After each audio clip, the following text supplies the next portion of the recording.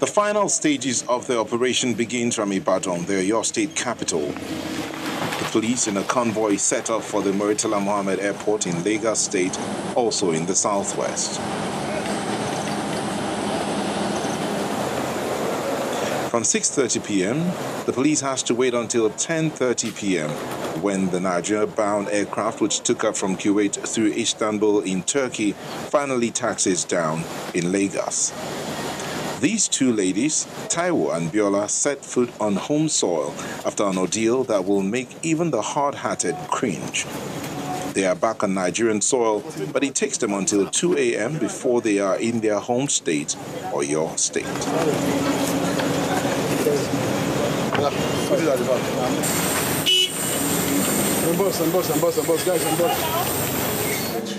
Reuniting with their loved ones, however, has to go through a process of examination, profiling and counseling.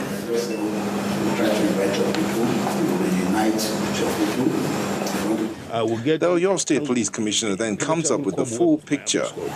It was a search for the golden fleece, but rather than swim in bliss, wretchedness was what befell the hapless women. The super architect of this ring is one Adelaja who claimed to be a pastor, a dismissed senior manager of a bank, whose case is now being investigated in the EFCC.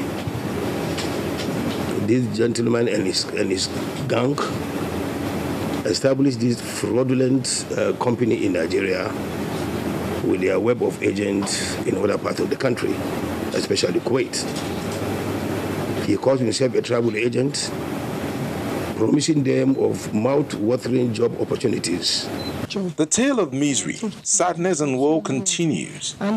This lady had to clean a 3-story building of twin flats daily in addition to washing and other chores. As soon as the chores are over in the morning, she gets locked up till her services are required later in the day. She had no access to phone, computers, television, newspapers, or any contact with her country, as she had been told to them for the next 2 years. Her only meal each day comes from the leftover from the Kuwaitis' last meals. Before I left Nigeria, I was told it was office work I would go and do in Kuwait. But on getting to Kuwait, it was a house-made job. When I see that the stress is too much for me, I told him I want to come back to Nigeria. He said I have to pay the money he used to buy me back. And the money in Nigeria money is 350,000. The second victim, despite counseling and a clean bill of health, feels hopeless. Taiwo is an HND holder in accountancy, a single parent and native of Ofa in Kwara State, but lives in Ibadan. I just finished my NYSC on February, so I didn't have any job. That is why it pushed me. That's what is pushed me there to go and do the job.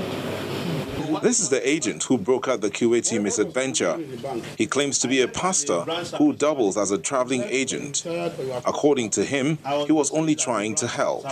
One of them, which is Biola Daramola, was brought to me by our mother through a man called Honorable Chris, that I should help her to travel abroad. The second one is my church member. I assisted her without taking a dime from her. From the victims' revelations, horror stories of maids stabbed and kept in the freezer for kinky obsessions, some thrown to the sea or dump site after they have been severely violated, and more horrible human rights abuses appear to be the order of the day for illegal immigrants in Kuwait. Experts say it is time the Nigerian government activate better diaspora relations and diplomatic maneuverings to bring Nigerians home from self-inflicted servitude.